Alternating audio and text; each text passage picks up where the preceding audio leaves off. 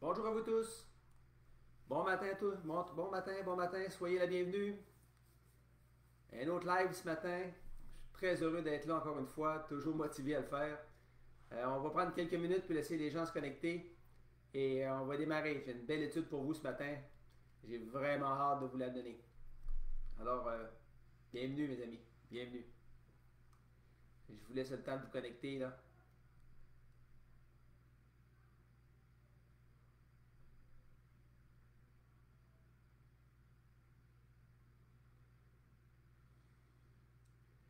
Beau dimanche, ensoleillé ce matin. Je sais que c'est tentant d'aller faire un petit tour dehors. Mais vous ne serez pas punis parce que vous allez prendre quelques minutes pour la parole de Dieu. Je vous en conjure.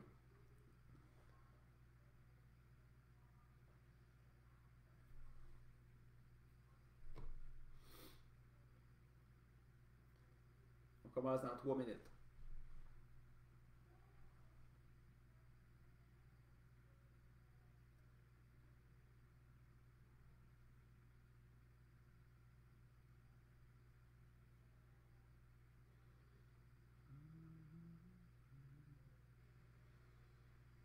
Bonjour. Bonjour. Soyez la bienvenue.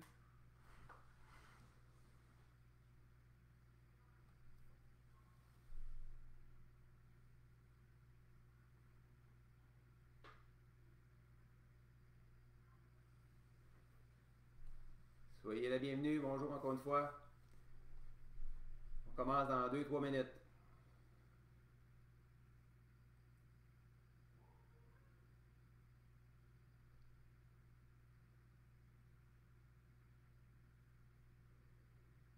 Tout semble être correct ce matin. J'espère que ça ne coupera pas. Je fais un nouveau test avec mon ordinateur, alors on va voir ce que ça va donner.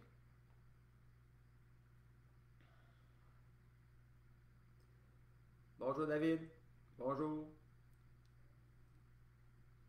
Bienvenue.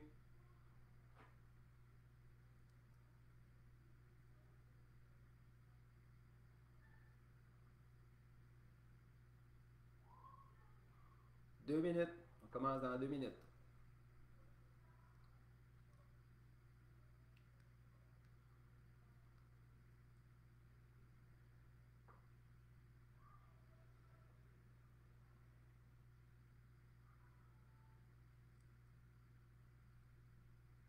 Hey, bonjour Robert.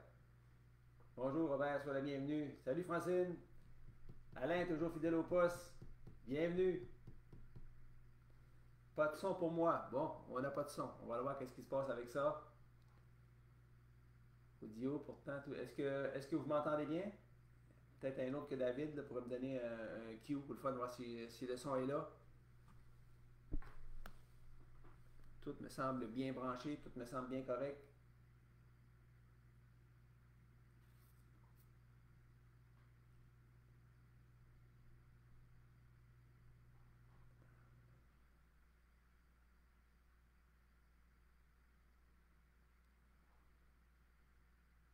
Ça fonctionne pour moi. Ok, ça marche. Peux-tu me revenir, David, voir si c'est correct?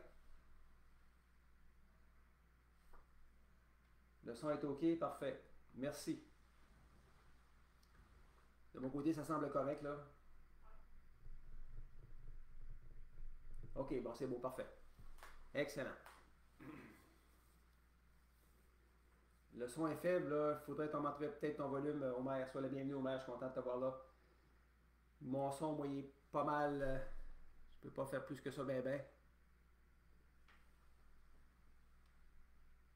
C'est peut-être ton volume qui est bas un petit peu, là.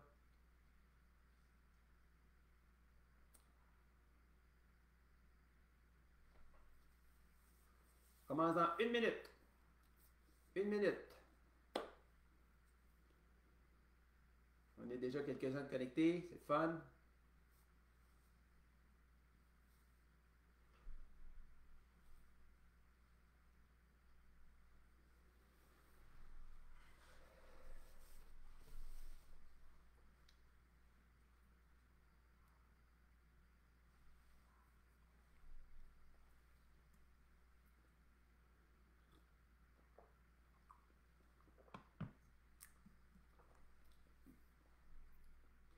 Bon, Écoutez les amis, je pense qu'on va commencer. C'est l'heure, il est déjà 10h02. Je sais qu'il y a un petit décalage avec vous autres là, parce que c'est jamais direct avec le Facebook. Là. Alors, on va commencer immédiatement. Les autres vont se connecter un peu plus tard, c'est pas un problème. Là. Allez, bonjour à tous. Bonjour. Je suis tellement content de vous voir connecter ce matin. À cause du beau soleil, je me demandais si les gens allaient être là. Et vous êtes là. Merci. Merci. C'est toujours un bonheur pour moi de vous voir connecter. OK? Certains d'entre vous sont même fidèles depuis le début des premiers lives. Ça fait déjà pas loin d'un mois et demi, presque 2 mois que j'en fais. Et il y a des gens qui sont toujours là. Alors merci, je suis vraiment honoré de votre présence. Je suis content. Ce matin, écoutez, je vais vous entretenir encore de la parole de Dieu comme je le fais chaque dimanche matin. Et comme toujours, bien, je vais utiliser un texte de la Bible, okay? Une référence. Et c'est une des meilleures références qu'on a, la Bible, parce que, écoutez, c'est la seule qu'on a pour vraiment qui nous parle de Dieu. Et ce matin, on va l'utiliser encore. Aujourd'hui, on va étudier, un texte où on va voir une personne qui demande à Jésus ce qu'il faut faire pour avoir la vie éternelle. Okay? Il s'agit d'un texte qu'on retrouve dans le livre de Marc, au chapitre 10, versets 17 à 27. Mais avant de lire ce texte, je vais vous mettre un petit peu en contexte. Vous savez, c'est important pour bien vérifier à qui qu'on parle, de qui on parle, puis ça nous permet de bien nous situer ici dans le texte afin de bien l'interpréter. Okay? Vous savez, Jésus, on ne se le cachera pas, il était très populaire, okay? Parce qu'il faisait beaucoup de miracles. Est-ce que les gens croyaient en lui? Malheureusement non, mais beaucoup de gens y allaient parce qu'il y avait comme, entre parenthèses, on peut dire, un spectacle. Okay? Il faisait beaucoup de miracles. Les gens le suivaient partout où il allait. Les gens allaient là pour se faire guérir aussi. Puis à ce moment-là, au moment où on se parle, là, Jésus il marchait puis il se dirigeait vers le territoire de la Judée, au-delà du Jourdain. Okay? Étant donné sa popularité, il y avait toujours une grande foule qui le suivait. Okay? Parce qu'il guérissait beaucoup de malades. Dans cette foule, il y avait aussi beaucoup de curieux qui observaient ce qui se passait. Puis dans cette foule, il y avait aussi des pharisiens. Les pharisiens étant une haute distinction dans la religion juive. Et là, ces pharisiens-là, le voyant faire, ils commençaient à l'interroger. Puis le sujet qu'ils ont utilisé là, présentement, c'était pour un peu le confronter, pour essayer de le coincer dans un coin. Et là, il interrogeait sur le divorce. Bien entendu, ça frictionnait un peu, là, parce que les Juifs n'étaient pas tout à fait d'accord avec Jésus. Et là, on ne touchera pas cette discussion-là, parce que ce n'est pas vraiment le but de cette étude ce matin. Une fois que cette discussion-là eut été terminée avec les Juifs, on en amena à Jésus des petits-enfants. Okay? Des petits-enfants afin qu'il leur impose les mains et qu'il prie pour eux. Mais les disciples, eux autres, ils repoussaient les enfants parce qu'ils avaient peur de déranger Jésus. Puis à ce moment-là, Jésus leur dit, laissez les petits-enfants et ne les empêchez pas de venir à moi, car le royaume des cieux est pour ceux qui leur ressemblent. Alors là, à ce moment-là, il leur imposa les mains et il partit de là. Et c'est précisément à ce moment-là que notre texte de ce matin arrive. Okay? Et je vais vous le lire. C'est dans le livre de Marc, comme je disais tantôt, au chapitre 10, versets 17 à 27. Je vous en fais lecture. On commence au verset 17. Comme Jésus se mettait en chemin, un homme accourut, se jetant à genoux devant lui. « Bon maître, lui demanda-t-il, que dois-je faire pour hériter la vie éternelle? » Jésus lui dit, « Pourquoi m'appelles-tu bon? Il n'y a de bon que Dieu seul. Tu connais les commandements? Tu ne commettras point d'adultère, tu ne tueras point, tu ne déroberas point, tu ne diras point de faux témoignages, tu ne feras tort à personne, honore ton père et ta mère. » Alors il lui répondit, « Maître, j'ai observé toutes ces choses dès ma jeunesse. » Avant de voir ce que Dieu lui a répondu, je vais prendre une petite pause pour vous parler de ce qui arrive là, à ce moment-là. Alors là, on voit un homme qui voit Jésus quitter les lieux. Et comme Jésus se mettait en chemin, on voit un homme qui accourt devant lui, qui se jette à genoux devant lui. On voit ici une certaine marque de respect. Cet homme était sans doute un spectateur qui avait assisté un petit peu plus tôt, qui avait assisté à ce qui s'était passé. Il a vu faire des miracles. Il a vu Jésus qui faisait des miracles. Et il a aussi probablement vu l'aplomb que Jésus avait lorsqu'il discutait avec les pharisiens d'un sujet très, très serré. Et finalement, il était très intrigué par ce qui vient de se passer avec les petits-enfants lorsque Jésus dit, je vous le dis en vérité, quiconque ne recevra pas le royaume de Dieu comme un petit enfant n'y entrera point. Alors, il est évident qu'avec la demande de cet homme, ce dernier, là, il voulait savoir comment il pouvait entrer dans le royaume de Dieu. Il voulait savoir s'il manquait quelque chose. Cet homme-là, il cherchait et Jésus va lui montrer. Mais remarquez bien une chose. Jésus va lui montrer, mais cet homme-là sera toujours libre d'accepter ou de refuser ce que Jésus va lui dire. C'est la même chose pour nous, mes amis. Chacun de nous est libre d'accepter ou de refuser ce que Jésus nous demande pour avoir accès à la vie éternelle.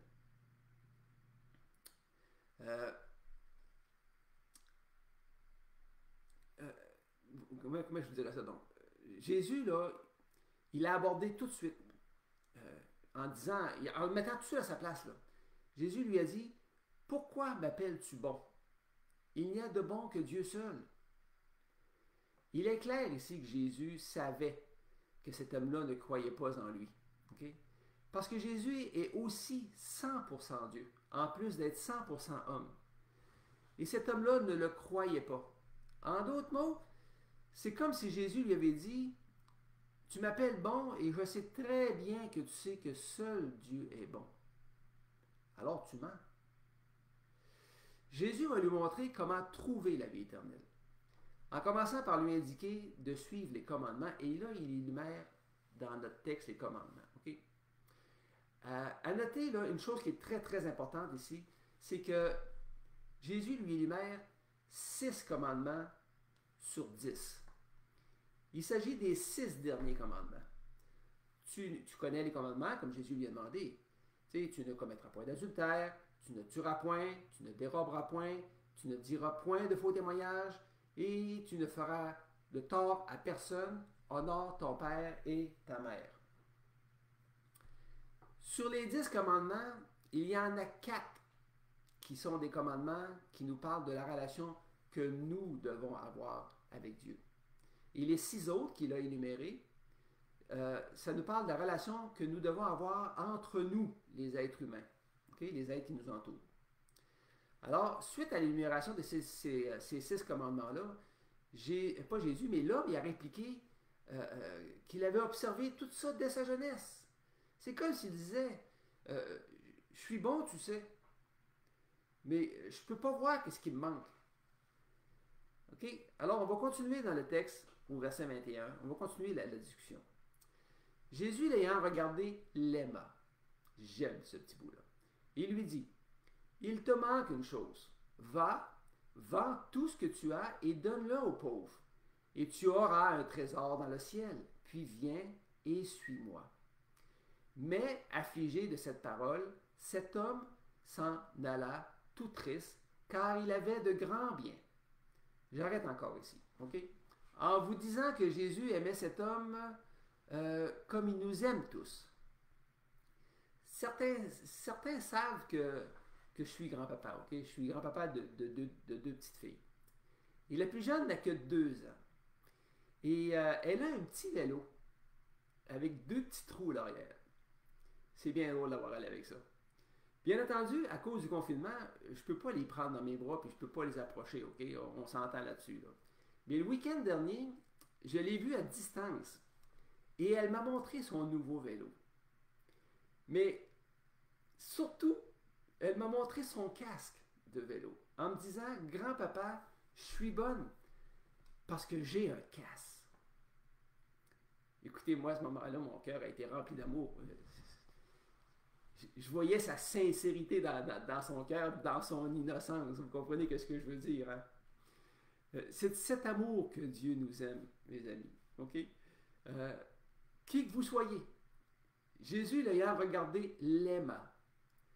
Pour moi, là, c'est très riche, ce petit bout de verset-là. On voit l'amour que Jésus avait par rapport à la réponse que cet homme-là lui a fournie. Jésus l'aimait comme moi, je regardais ma petite fille, puis je l'aimais. OK? À cause de cet amour, Jésus va lui montrer, ouais, qu'est-ce qui l'empêche d'avoir la vie éternelle? Okay. Il va lui dire, il te manque une chose. Il lui dit, vends tout ce que tu as et donne-le aux pauvres. Et Jésus, mes amis, il venait de toucher le point sensible de sa vie. L'amour de l'argent ou des richesses. Cet homme va prendre une décision, comme nous avons tous une décision à prendre concernant Jésus. Ici, je ne suis pas en train de vous dire qu'il faut tout vendre ce que vous avez pour suivre Jésus. Pas du tout, oubliez ça, c'est pas ça que je suis en train de dire du tout. Mais pour cette personne, son argent était plus important que Jésus et Jésus le savait. Son argent, c'était son Dieu. Et vous savez quoi? Dans les 4 premiers commandements, le premier commandement dit « Tu n'auras pas d'autre Dieu devant ma face ». Dès que Jésus lui montra la relation qu'il avait avec lui, cette relation-là que cet homme-là devait avoir avec lui, cet homme-là, il a comme flanché. Il fut affligé. Et il s'en alla tout triste parce qu'il y avait de grands biens. On revient à notre texte. Alors Jésus, regardant autour de lui, dit à ses disciples qu'il sera difficile, écoutez bien, difficile à ceux qui ont des richesses d'entrer dans le royaume de Dieu. Les disciples furent étonnés de ce que Jésus parlait comme ça, il parlait ainsi. Et là, Jésus va approfondir ce qu'il venait de dire afin de bien faire comprendre à ses disciples sa pensée. Et, on continue le texte, et reprenant, il leur dit, « Mes enfants, qu'il est difficile à ceux qui se confient dans les richesses, afin d'entrer dans le royaume de Dieu. Il est plus facile à un chameau de passer par le trou d'une aiguille qu'à un riche d'entrer dans le royaume de Dieu. »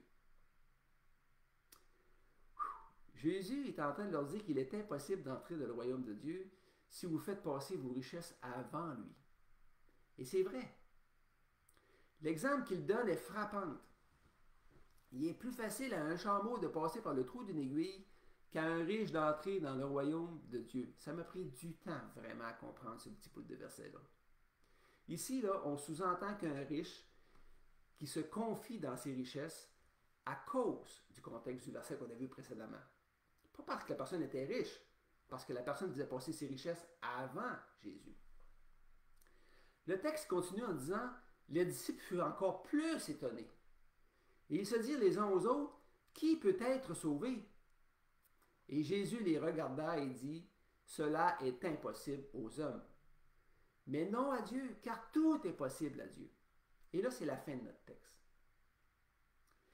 Jésus profite de la demande de cet homme pour enseigner ses disciples. Aujourd'hui, parce que cette histoire est inscrite dans la parole de Dieu, elle est là pour nous aussi, pour nous enseigner. Elle fait partie de la parole de Dieu. Jésus est en train d'enseigner quelle place doit prendre Jésus dans nos vies. C'est-à-dire la première place. Maintenant, est-ce que ça veut dire que tous ceux qui sont riches ne peuvent pas entrer dans le royaume de Dieu? La réponse est non. Okay? Abraham était un homme très riche. David était très riche. Salomon, son garçon, était riche, immensément riche. Plusieurs autres personnes dans la Bible furent très riches, vous savez. Pourtant, ces hommes sont au paradis avec Jésus. La différence est que pour ces hommes, la richesse passait après Dieu. Dieu occupait la première place dans leur vie. Regardez à quel point il est important de faire passer Jésus en premier dans sa vie. Et ce même aujourd'hui.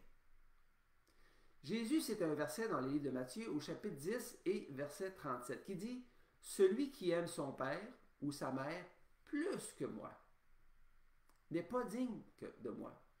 Et celui qui aime son fils ou sa fille plus que moi n'est pas digne que moi. » Et mes amis, c'est assez direct comme verset ça. C'est direct à plein. Est-ce que ça veut dire de détester son père ou sa mère ou de son fils ou sa fille? Pas du tout. Pas du tout. Mais ça veut dire certainement que Jésus veut avoir la première place dans nos vies. Et c'est pas rien ça, mes amis. Ce n'est pas rien. Peut-être pensez-vous que je suis un peu direct ce matin. Oui, c'est possible que vous le pensiez. Mais je ne suis pas direct du tout parce que moi, j'utilise ce qui est écrit dans les Écritures. Les Écritures, ils disent ça. Jésus est venu sur la terre, non pour faire la guerre, c'est clair, mais il est venu pour sauver. Il est le sauveur du monde. On peut certainement juger que cette cause est plus que louable, n'est-ce pas, le fait qu'il soit venu sur la terre et qu'il soit mort pour nous. Pourtant, Jésus fut détesté par la majorité. Il fut tellement détesté que le peuple a décidé de le crucifier. S'ils ont fait ça, c'est parce que Jésus leur a dit la vérité en face. Okay? Et ils ne l'ont pas pris, tout simplement. Ils n'ont pas digéré ça. Imaginez-vous un peu. Jésus leur dit, si vous aimez vos parents ou vos enfants plus que moi, vous n'êtes pas digne que moi. C'est assez pour se faire détester, ça, mes amis, vous savez. Ici, là, dans notre texte, cet homme riche là, s'en retourna tout triste. Pourquoi? Parce qu'il avait de grands biens. Cet homme fut placé devant un choix. Soit de suivre Jésus, ou de suivre les plaisirs que lui procuraient ses biens ou ses richesses. Bon, maintenant,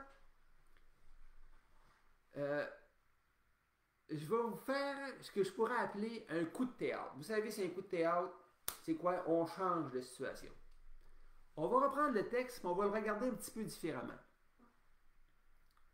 Si vous avez bien remarqué une chose, et qui est très importante, et qui, à mon essence, à moi, est la première chose qu'il faut regarder avant d'étudier le reste du texte, c'est que cet homme a demandé à Jésus, écoutez bien, que dois-je faire pour hériter la vie éternelle? Cet homme voulait faire quelque chose pour hériter la vie éternelle. Il voulait faire des œuvres.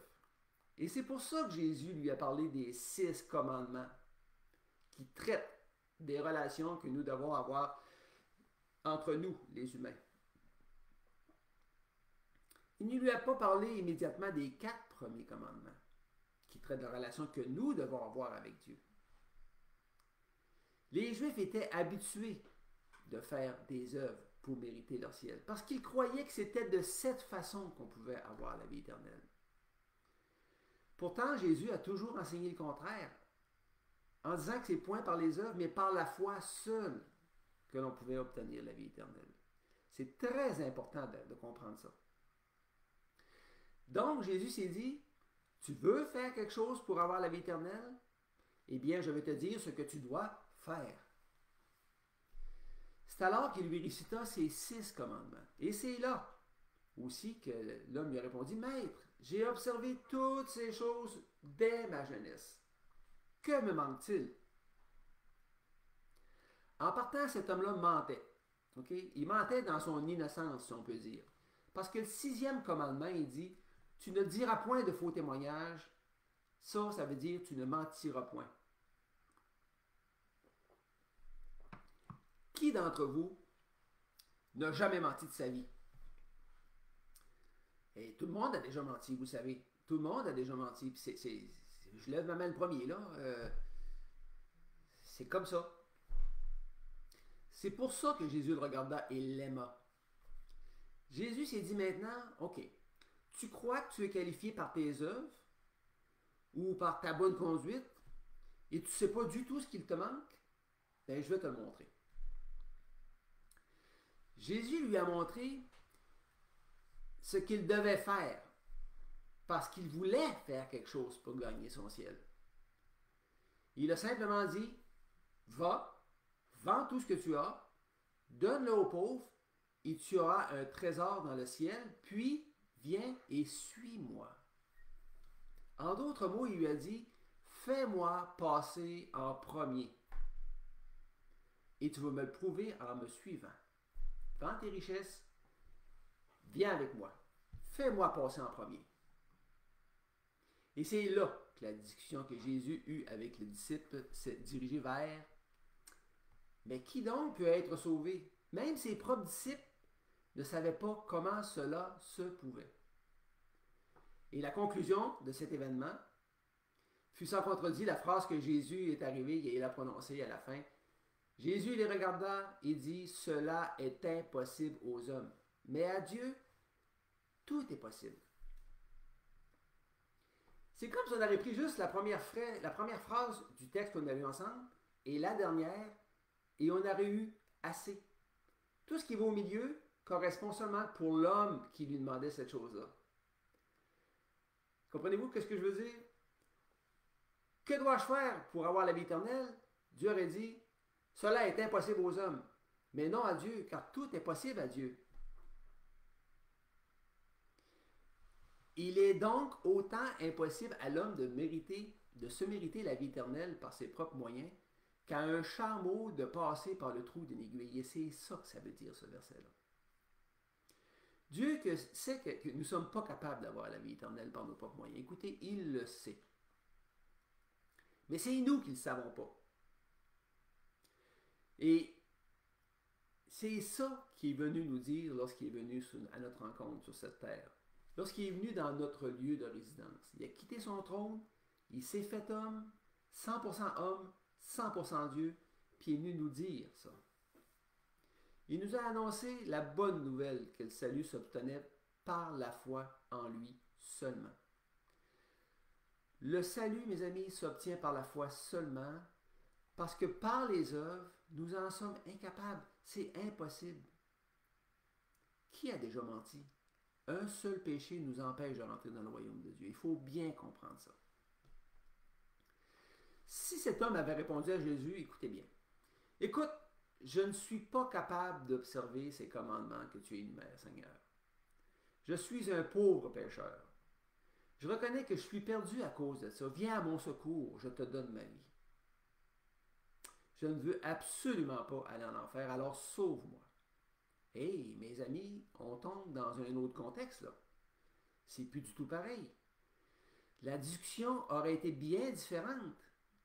Là, on aurait eu un cœur bien disposé, un cœur qui reconnaît la puissance de Dieu, un cœur repentant et non un cœur qui se pense bon et qui ne voit pas du tout ce qui lui manque. Il était probablement sincère, ça je suis d'accord, mais il était sincèrement dans l'erreur. Je vais vous emmener dans un autre petit texte, beaucoup plus court, là, qui va certainement vous aider à bien comprendre encore plus. Il s'agit d'une parabole qui est tirée du livre de Luc, au chapitre 18, versets 10 à 14, et je vais vous le lire. Écoutez bien ça. Deux hommes montèrent au temple pour prier. Un était pharisien, et je vous ai expliqué tantôt, le pharisien, c'était celui qui était de la haute hiérarchie de la religion juive, et l'autre, publicain. Le publicain, c'est à peu près ce qu'il y avait de plus bas dans la société. Okay? Il y avait une très mauvaise réputation. Alors, je continue le texte.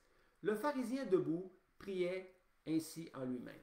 Ô Dieu, je te rends grâce de ce que je ne suis pas comme le reste des hommes, qui sont ravisseurs, injustes, adultères, ou même comme ce publicain. Je jeûne 2 fois par semaine. Je donne ma dîme de tous mes revenus. Le publicain, se tenant à distance, n'osait même pas lever les yeux vers le ciel.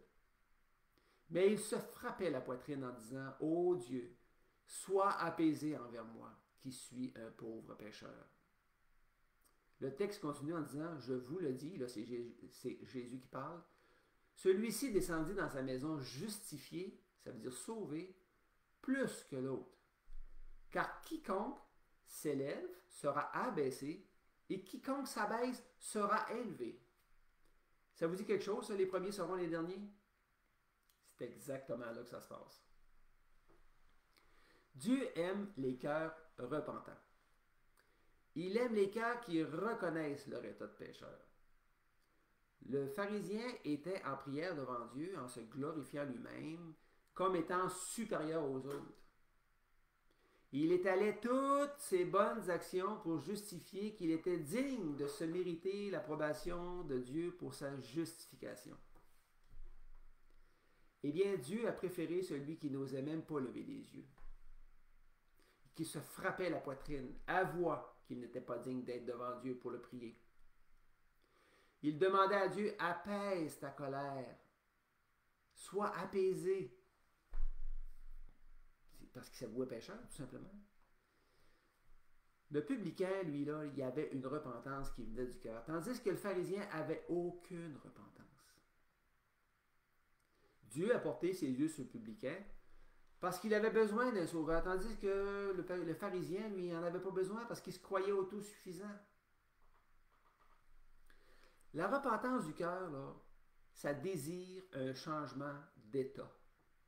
La repentance du cœur, ça doit, et non pas ça devrait, ça doit avoir comme fruit des changements dans la vie de celui qui se repent. La repentance, là, ça conduit automatiquement au pardon des péchés, peu importe le péché. À vrai dire, il faut que je mette une petite nuance là. Il y a un seul péché qui ne sera jamais pardonné. Okay? Il y en existe un qui ne sera jamais pardonné. Puis on le voit dans le livre de Marc au chapitre 3, verset 28. Là, je vais vous lire le texte. Je vous le dis en vérité, tous les péchés seront pardonnés aux fils de l'homme et les blasphèmes qu'ils auront proférés.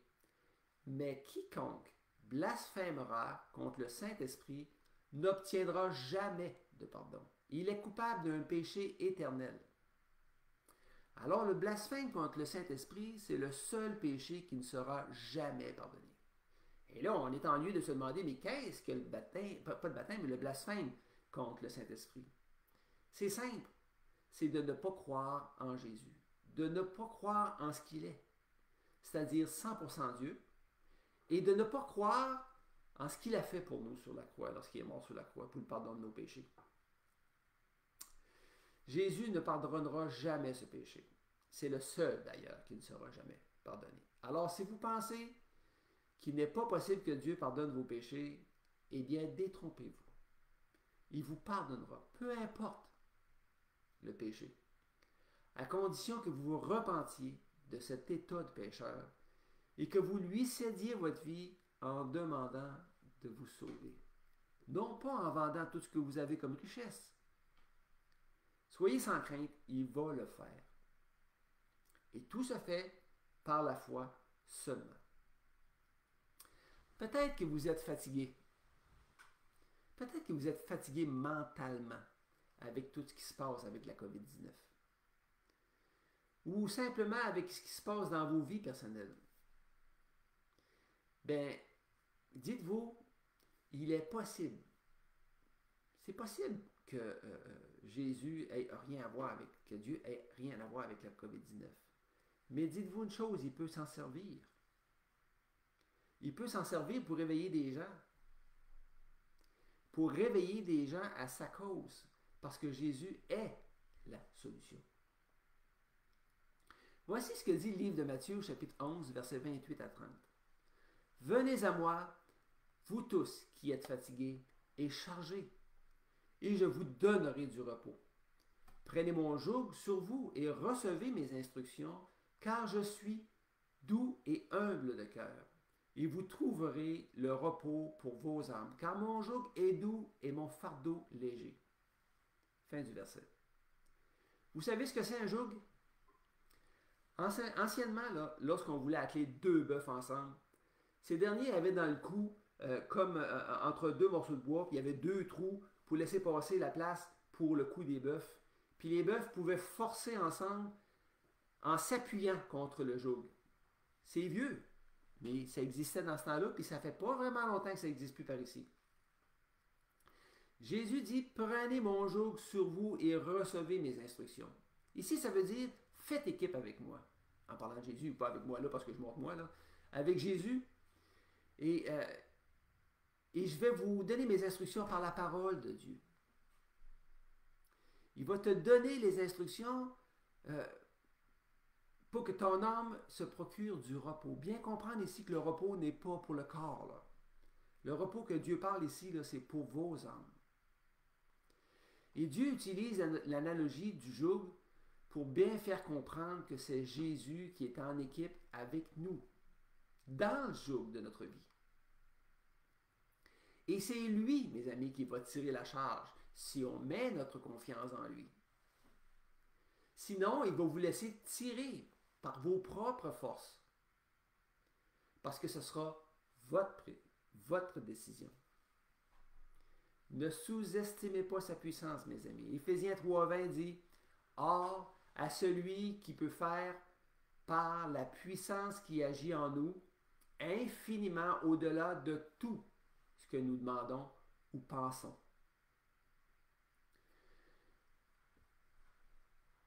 Vous savez, là, tout ce que je vous ai dit ce matin, là, ça vient de la Bible. Ça vient pas de moi, là. Moi, là, je suis juste le messager. Pour moi, la Bible, la parole de Dieu, c'est mon autorité. Ça fait déjà 26 ans maintenant. Et je peux vous assurer que je ne m'en porte que mieux. Et que j'ai découvert la vérité. Et que c'est depuis que j'ai découvert cette vérité-là que, sincèrement, ça va vraiment mieux pour moi. Et ça, c'est accessible à tous. Supposons que la Bible est une supercherie. Supposons qu'elle n'est pas vraie. Supposons que Jésus était une personne qui parlait bien. Supposons qu'il était un prophète. Qu'ai-je à perdre à suivre une bonne moralité avec des principes qui m'aident à cheminer dans la vie, afin que je sois heureux? La Bible n'enseigne pas de mauvaises choses. Elle est basée sur l'amour. Mais d'un autre côté, supposons qu'elle soit vraie. Qu'est-ce qui est écrit au sujet de Jésus? Mettons que c'est vrai. Mettons que l'enfer soit vrai. Mettons que ce qui arrive après la mort, ça dépend du choix que vous ferez pendant le court séjour que vous avez sur la terre. La Bible dit que la vie, là, c'est une vapeur qui paraît, puis qui disparaît rapidement si on la compare à l'éternité. Mettons que notre vie est longue de même. Imaginez l'éternité. Ça, là, ça devient plus rien. Et le désir de mon cœur, là, c'est que vous alliez au moins vérifier si ce que je vous ai dit est vrai. Et si vous n'avez pas de Bible, c'est possible, ça peut arriver, bien laissez-moi le savoir par mon Messenger. Et je vais voir ce que je peux faire pour vous aider. Je vais être capable de vous fournir un texte biblique, ce n'est pas un problème. Et si vous avez envie de commencer à lire, commencez par le Nouveau Testament. Parce que si vous commencez par l'Ancien Testament, ça se peut que vous vous perdiez un petit peu là-dedans. Le Nouveau Testament, c'est nous. C'est notre temps à nous. Alors, commencez par le Nouveau Testament. Puis, si vous n'êtes pas un gros liseux, bien, commencez par le livre de Jean. Jean, c'est un poète. Il écrit bien. C'est facile à comprendre ce qu'il dit. Voilà, mes amis. C'est tout ce que j'ai pour vous ce matin. C'est tout ce que j'ai pour vous. Et si cœur vous en dit, appuyez sur le petit bouton partager pour que d'autres personnes puissent l'entendre, que la parole de Dieu puisse se répandre. Non pas pour me faire connaître moi, mais pour faire connaître la parole de Dieu. Je vous dis merci d'avoir été là ce matin. On est un petit peu moins nombreux ce matin. Je comprends, il fait beau soleil, c'est attirant. Mais bon, c'est correct, vous étiez là. Super, merci beaucoup. Je suis vraiment fier d'être là aussi. Et je vais être là dimanche prochain encore avec un nouveau message. Je vous souhaite une bonne journée. Passez un beau dimanche et que le Seigneur vous garde, que le Seigneur vous protège. Au revoir.